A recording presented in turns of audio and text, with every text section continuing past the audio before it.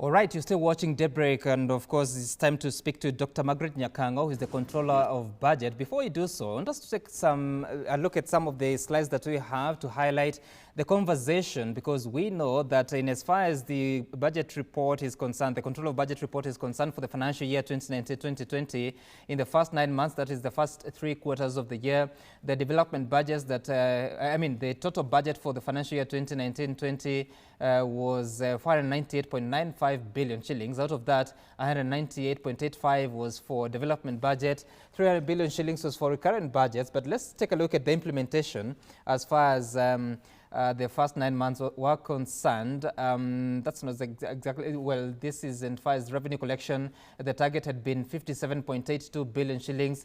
The receipts by that time were 28.04 billion shillings. That's a performance of 48.5 billion shillings, meaning that by 9 months, the counties had not met 50% of their revenue collection. So, Dr. Margaret Nyakango, good morning, and thank you for joining us to talk about this on Daybreak. First of all, when you look at the budgets that the counties were having and the implementation, and especially when it comes to revenue collection, it appears to be below par, yes, bearing in mind that that was 3 quarters of the year. What are you also seeing in the implementation of budgets? Okay, we have seen quite some efforts in terms of expenditure, but not so much in terms of collection of revenues. Mm-hmm. And my office has the responsibility of reporting, right, and publicizing what we see happening in the counties, and probably also offering recommendations on how the collection of revenues can be improved. So there are a number of reasons that we have identified, and some of these include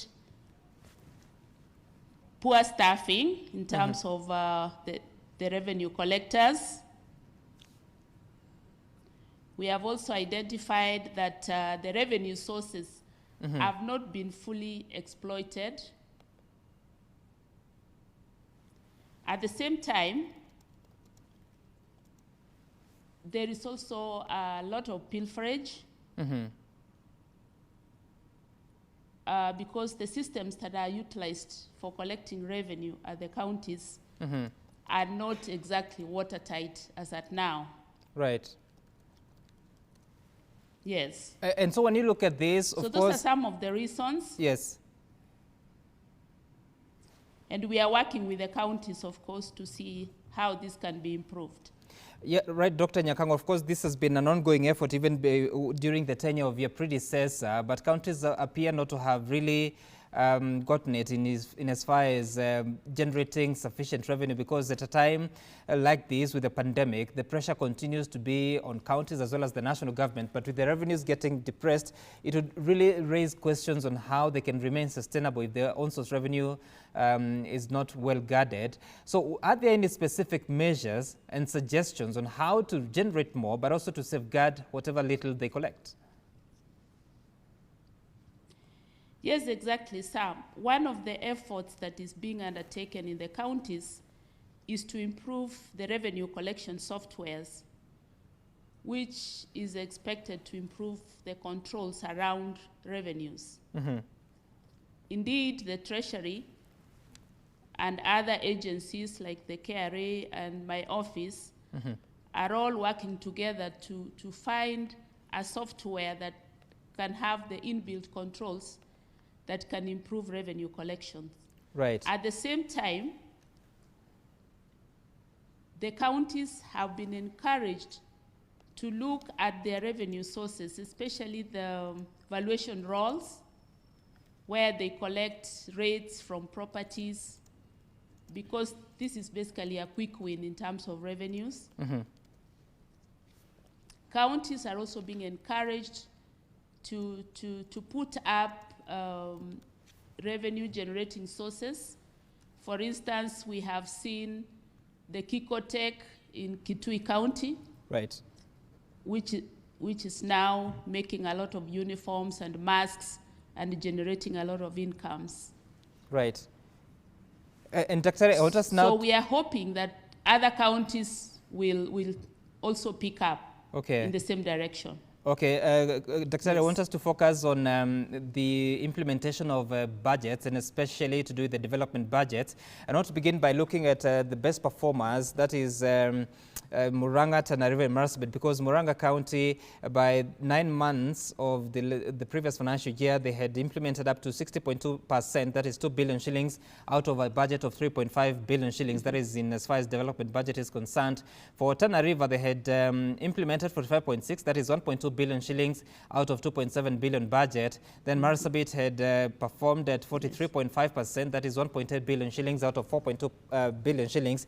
But there are certain counties that were performing dismally. For instance, Nairobi County, with all its budget of 11.3 billion shillings for development, only 1.3 billion shillings had been implemented. Never mind the challenges that the county had been facing in as far as development, leadership is concerned. Samburu County had implemented 6% at 147 million shillings out of 2.4 billion shillings. For Nyandarua, it was at 4.1%, that is 125 million shillings out of 3 billion shillings. That is by the ninth month mark.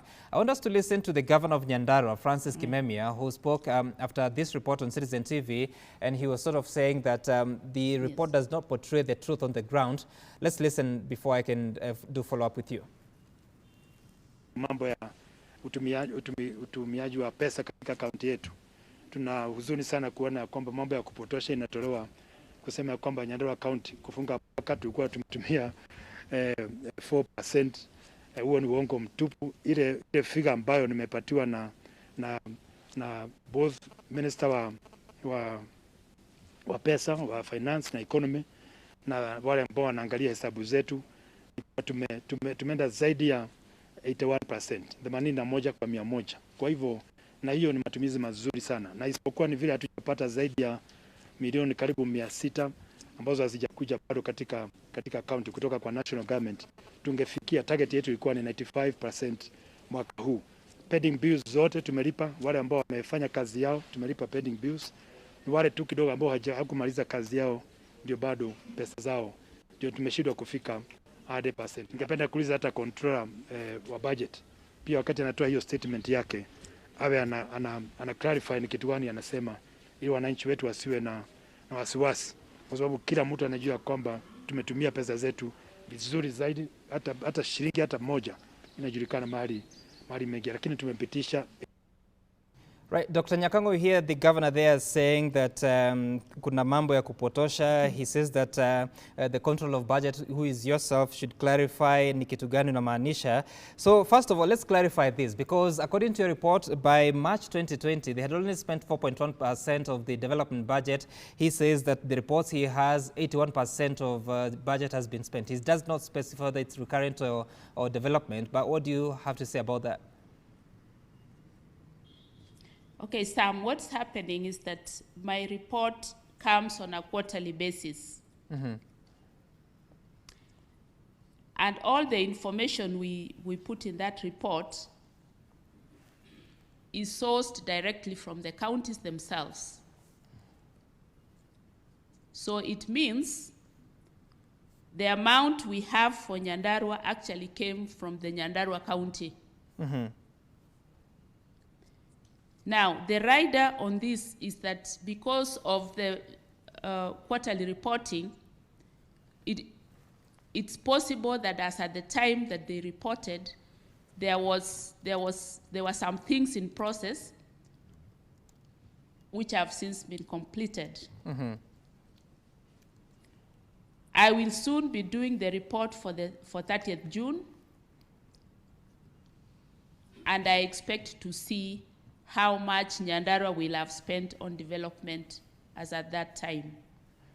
Right, but in your view, what is the biggest challenge? Because the governor there highlights some of the concerns are that there are certain contractors that have not finished their work at the time of reporting. What do you think is the biggest challenge that counties are not able to implement their budgets as you would expect?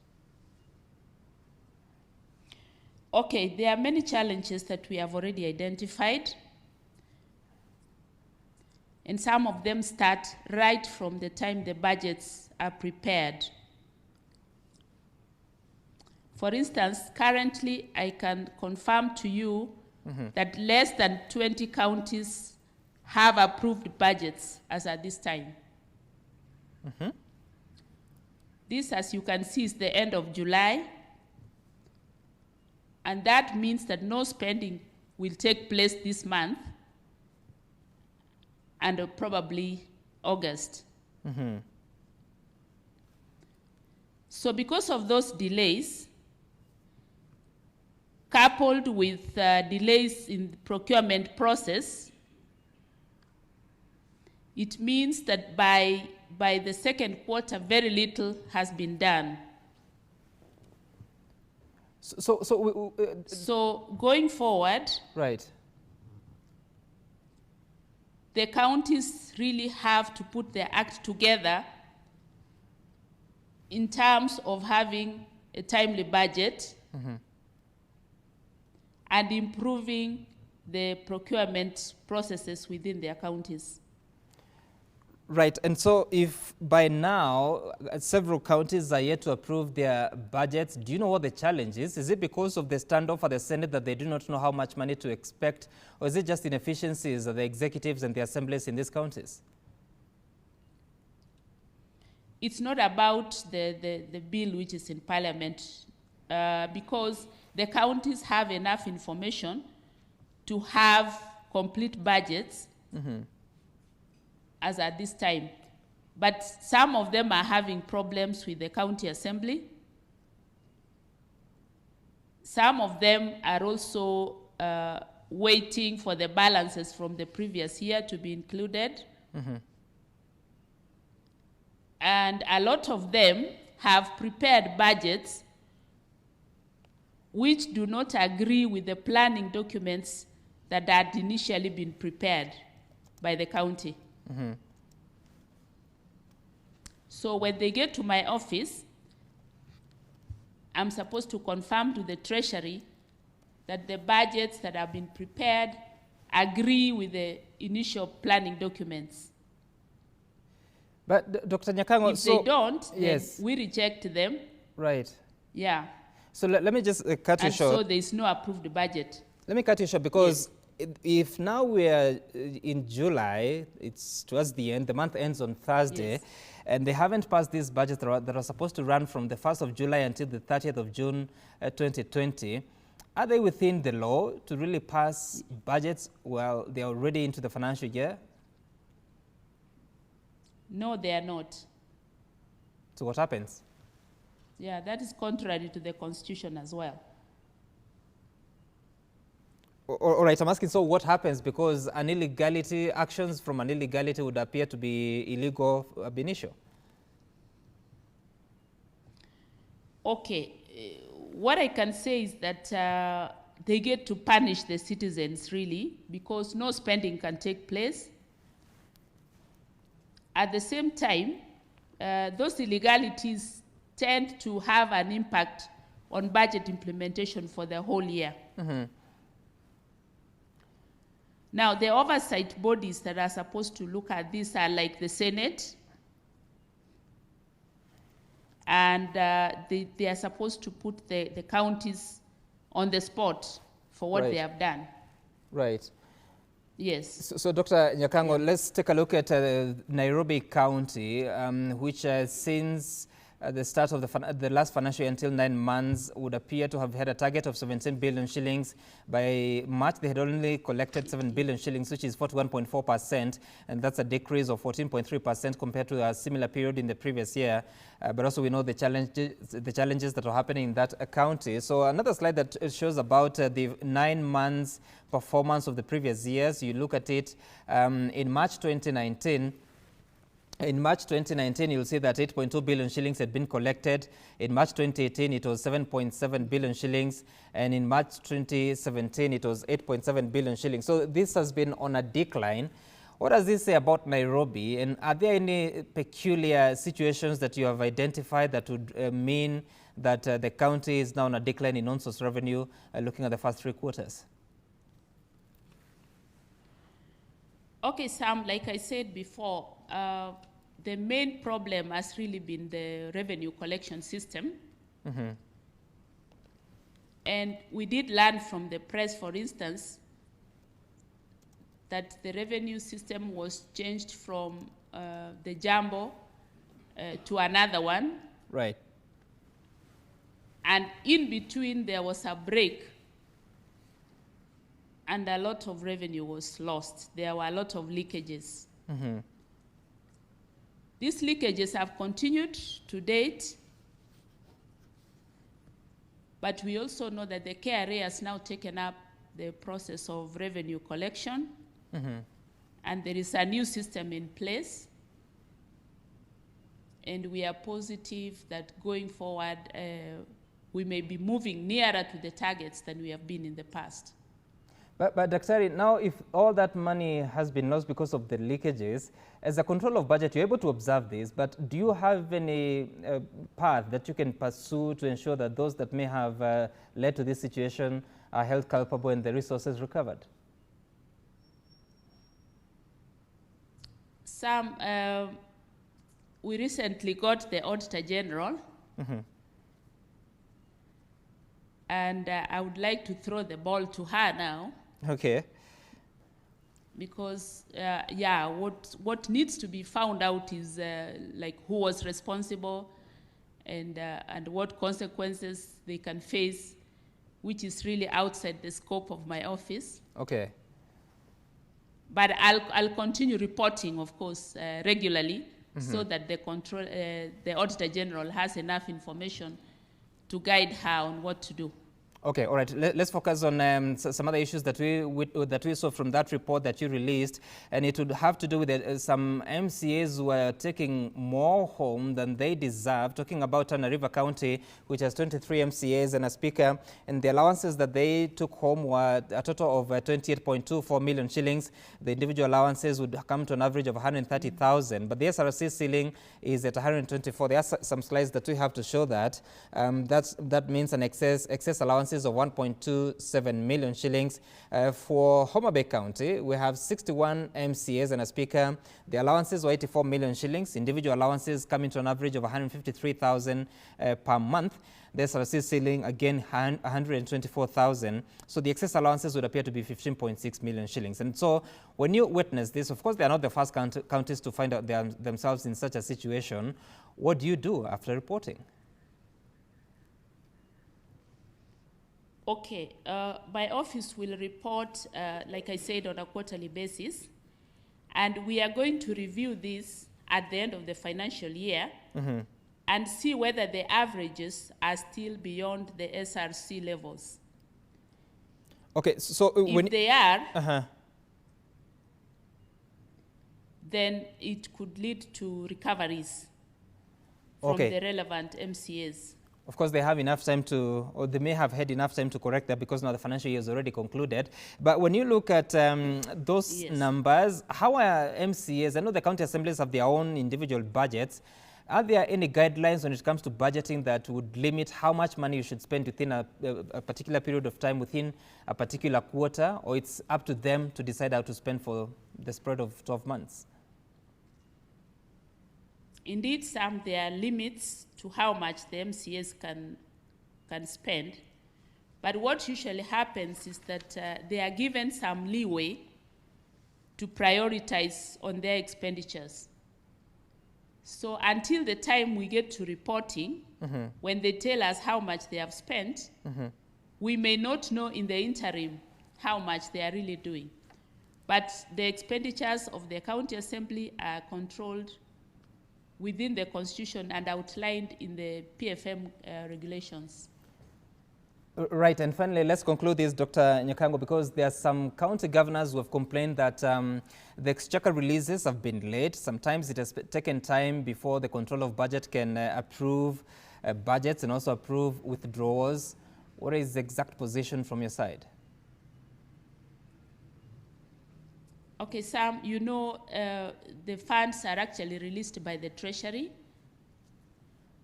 but my office approves the withdrawals. Now, what I normally do is to ensure that the application for withdrawals are within the law. If for any reason the Public Finance Management Act has been flouted, we get back to the county and ask for more information. And as soon as we get that information, then we get, they get the approval done. Right. Now, every so often, and I can say it's not all counties that do the same thing, we have had differences on how much, how much we can ask from them. And to prevent this, I this year made a circular which has been sent to all the counties, outlining exactly what we are looking for each type of expenditure that the county undertakes. All right. So I believe that this year is going to be very smooth because everybody knows exactly what is required of them. And we will endeavor also to ensure that all requisitions are approved in a timely manner. All right, Dr. Margaret Nyakango, thank you so much for speaking to us about the state of county budgets as well as the situations in ONSU's revenue generation at a time that we know that the pandemic is really affecting some of the counties, or actually all counties and the national government in generation of revenue. Thank you for your time and, of course, for speaking to us. We'll speak to you again to take an update on how the counties are faring. We take a short break. We'll be back shortly.